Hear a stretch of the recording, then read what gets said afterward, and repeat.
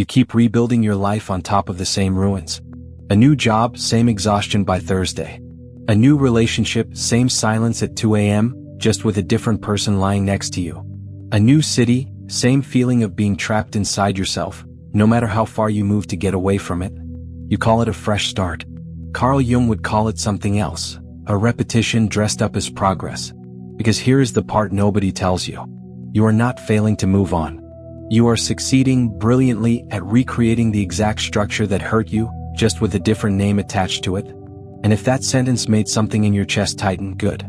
That reaction is the first honest thing you have felt about this in a long time. Most people spend years, sometimes an entire lifetime, trying to outrun a pattern they have never once looked directly at. You are about to look directly at yours. This is not a video about motivation. This is not another checklist for healing, another 5-step plan you will forget by next week. This is about a mechanism, a very specific psychological mechanism, and why it keeps rebuilding the same prison out of new materials, every single time you think you have finally escaped it. Jung spent decades studying exactly this, why the mind, given the chance to build something genuinely new, so often builds an almost perfect copy of the old. The answer is not weakness. The answer is not bad luck, and it is not some character flaw you were simply born with. The answer is that some part of you is not actually trying to move forward at all. It is trying to protect something. Something old. Something that learned a long time ago exactly how to keep you alive inside one specific room, one specific relationship, one specific fear.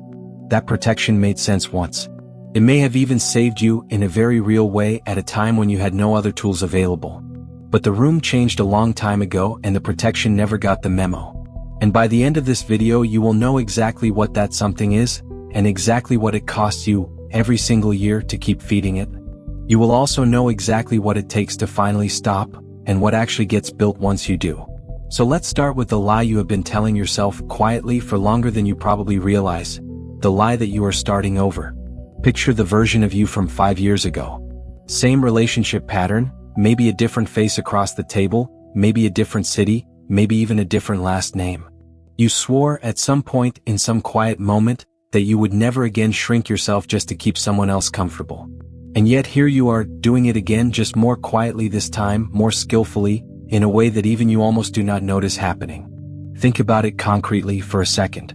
Maybe there was a relationship where you learned to go silent the moment things got tense, because speaking up once cost you something you were not willing to lose again. You told yourself that relationship was the problem. So you left, eventually, and you built a new one.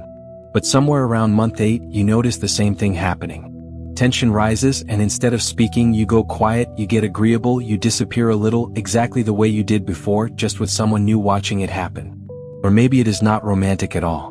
Maybe it is the career. You call it building something, you call it ambition, you call it finally taking control of your life. But underneath it, you are still chasing the approval of a parent, a teacher, a boss who is long gone, and you have simply swapped their face for a job title, a salary number, a title printed on a business card. You picked the promotion that would make them proud, not the path that would make you feel alive. Or maybe it goes back even further than that, to a role inside your own family. The responsible one. The one who never causes problems. The one who learned very young that being needed was safer than being loved unconditionally. So now, decades later, you still find yourself managing everyone else's emotions before you have even checked in with your own. Jung had a name for the part of you that keeps doing this across relationships, across careers, across entire families. He called it the persona, the mask you built a long time ago to survive one specific environment, one specific set of rules. The persona was never meant to be permanent. It was meant to get you through one season of your life, nothing more, nothing less. But somewhere along the way you forgot it was a mask. You started living as if it were your actual face. Here is the mechanism, stated as plainly as possible. The psyche does not build new structures easily, even when new structures are clearly, obviously what is needed. It reaches for what is familiar instead, because familiar to the unconscious mind feels safer than unknown, even when familiar is precisely where the damage happened the first time around. So when the old relationship ends, you do not go looking for something genuinely different. You go looking for the same shape, the same rhythm, the same silence, because that specific shape is the one your nervous system already knows how to survive. Think about the last structure you clung to long after it had clearly, obviously stopped serving you. A job you privately hated but could not bring yourself to leave month after month. A version of yourself that everyone else approved of, but that quietly, steadily exhausted you from the inside every single day. That was not comfort, no matter how it felt in the moment. That was the persona still running its old program, still convinced that the old shape is the only thing keeping you safe. And here is the part that will sting a little. You already know which structure you are still rebuilding right now in your actual life today. You knew it before this video even started if you are honest with yourself for 10 full seconds. Maybe it shows up in how you treat friendships too. The friend group that constantly takes more than it gives, that you keep re-entering under a different name with different faces, because being needed still feels safer than being genuinely known. You tell yourself this group is different from the last one. But notice who you become inside it. Smaller, more accommodating, quicker to apologize for things that were never your fault. That is not a coincidence. That is the persona choosing familiar terrain over unfamiliar freedom, every single time it gets the chance. Notice too how this shows up in something as ordinary as a weekend plan. The same overcommitment to other people's schedules, the same quiet refusal to ask what you actually want, dressed up as flexibility, as being easygoing, as not wanting to be difficult. Flexibility is not the same thing as disappearing. Before we go further, let's name what letting it die actually means, because it is almost certainly not what you assume. It does not mean burning your life down overnight, in one dramatic, cinematic moment. It does not mean cutting off every person, quitting every job, becoming someone completely unrecognizable by tomorrow morning. It means something smaller and honestly something much harder. It means refusing to resurrect the version of you that only ever existed to survive a room you are no longer standing in. It means noticing, in real time, the exact moment you start rebuilding the old shape and choosing deliberately not to finish building it. Sometimes that looks like ending a conversation before you slip back into the old apologetic tone. Sometimes it looks like turning down the job offer that would have paid well and cost you exactly the thing you just spent a year getting back. Sometimes it is even smaller than that, catching yourself mid-sentence, mid-explanation, mid-justification, and simply stopping. If this idea is landing somewhere real for you right now, that is worth sitting with, not scrolling past. Letting it die is not dramatic. It is quiet, unglamorous, almost invisible from the outside, and it happens one small refusal at a time. Because the next part explains exactly why the people around you will fight you on this decision, and why that fight, underneath the surface, was never really about you at all. You will not do this alone, and by alone, I do not mean without support. I mean this. The moment you start letting the old structure die, the people who quietly benefited from it will notice first, often before you even fully understand what is happening. Jung wrote extensively about something he called the shadow. The parts of ourselves and the parts of others that we refuse to look at directly, so instead we throw them onto someone else nearby. When you stop performing the old role, the people around you lose a mirror they were using without ever consciously knowing it. Your silence used to make them comfortable. Your shrinking used to make them feel bigger without them ever having to grow themselves. Your predictability used to make them feel safe because it meant they never had to change either. So when you change, they rarely say the honest thing out loud.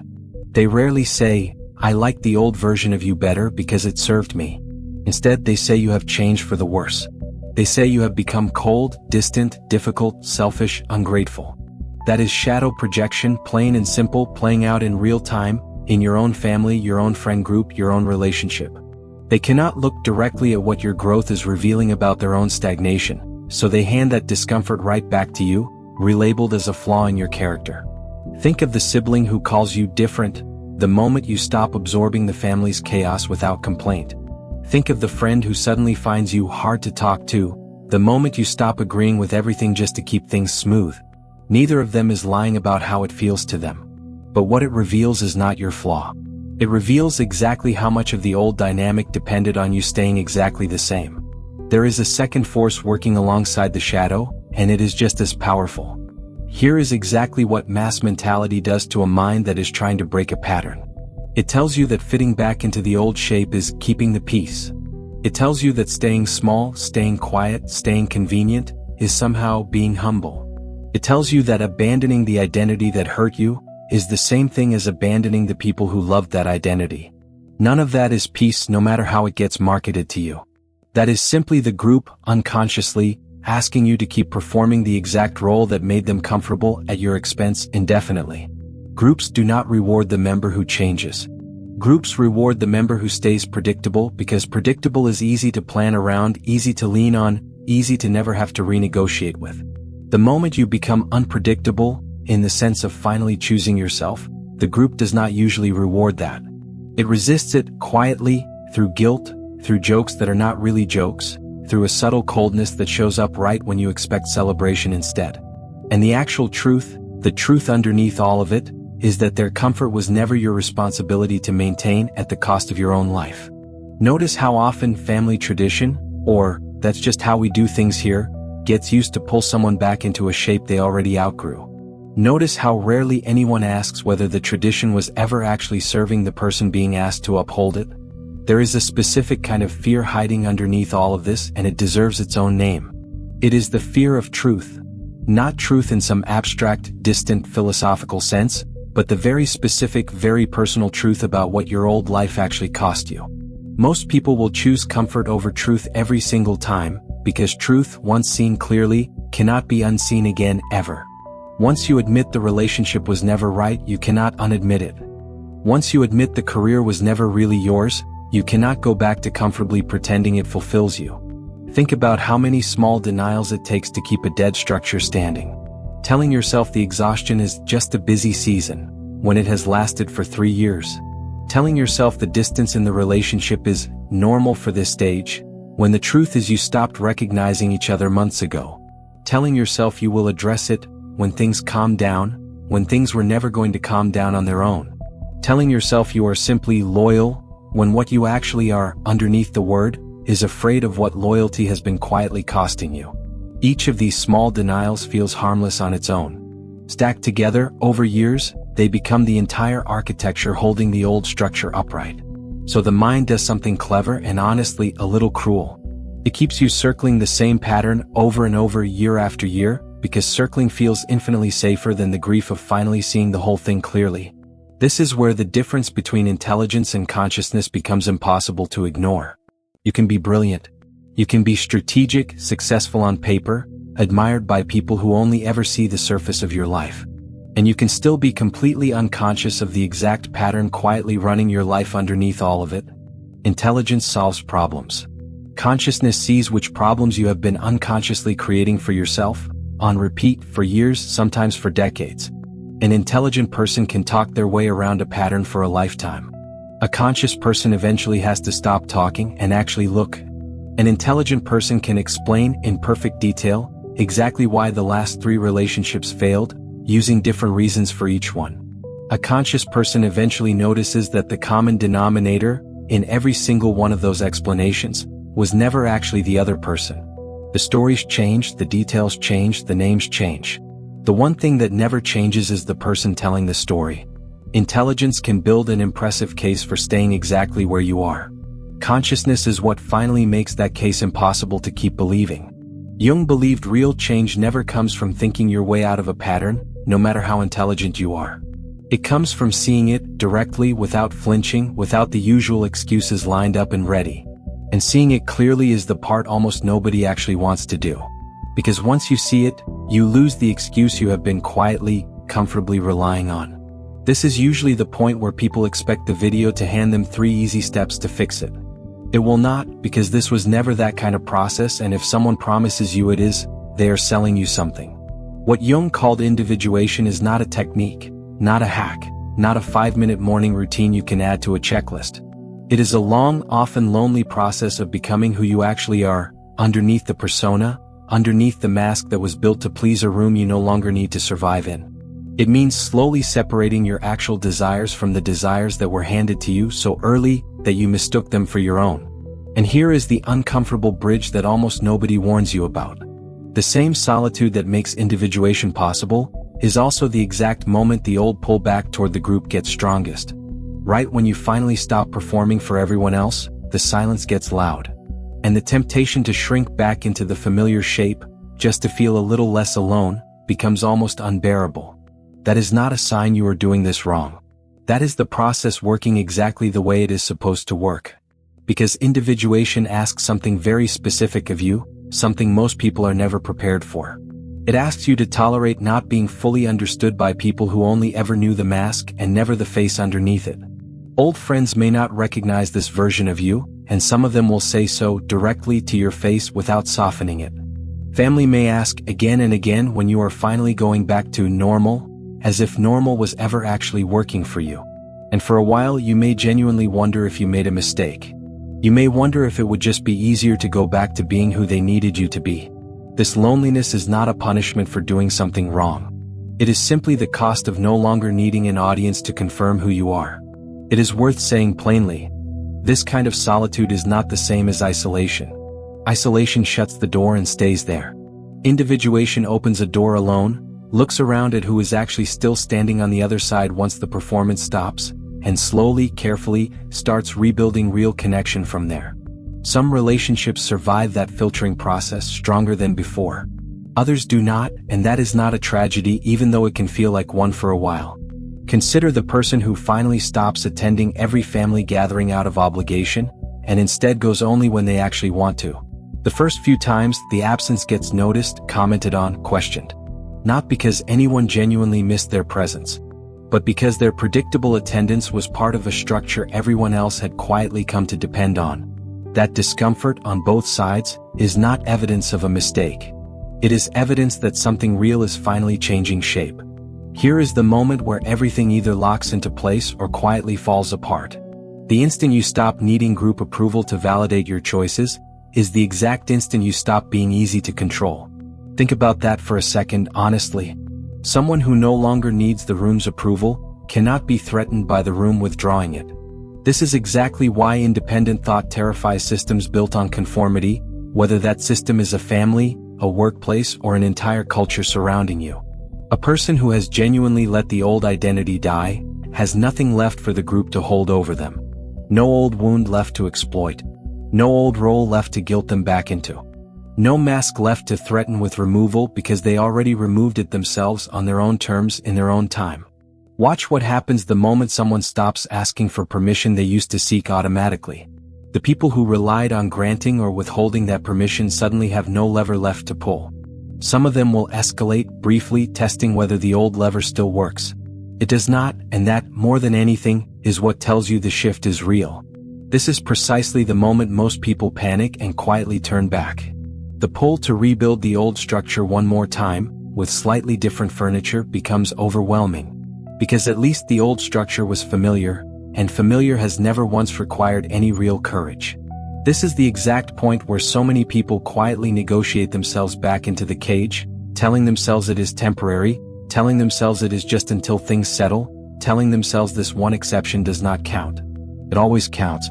Jung also described something he called a complex, a kind of emotional trigger formed early in life that fires automatically whenever an old wound gets touched again. This is why the pullback can feel so physical, so urgent, almost like an alarm going off somewhere inside your own body. It is not weakness, and it was never a character flaw. It is an old complex doing exactly what it was built to do a long time ago, pulling you back toward the one shape it already knows how to survive. But here is what Jung's entire body of work points toward again and again across decades of writing on this exact subject.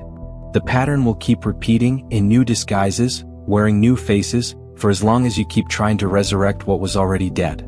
You cannot build a new identity on the foundation of an old wound, and reasonably expect that foundation to hold. At some point, something has to actually be allowed to end completely without a rebuild plan already quietly waiting in the wings. Notice the difference between someone who takes 6 months alone to actually process what ended, and someone who is already halfway into a new version of the same relationship before the last one has even finished unraveling. The second person is not moving on. The second person is running as fast as possible from the one thing that could actually set them free, a little bit of silence long enough to hear what the old pattern was really protecting. Silence in this sense is not empty. It is where the actual work happens, quietly, without an audience, without a highlight reel to show for it. Now, a word of caution because this next part matters just as much as everything before it.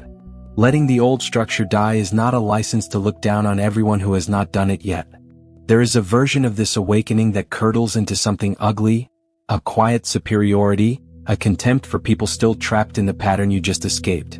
That is not individuation. That is the persona, again just wearing a new costume, one that says enlightened instead of agreeable. You can spot this costume easily once you know what to look for.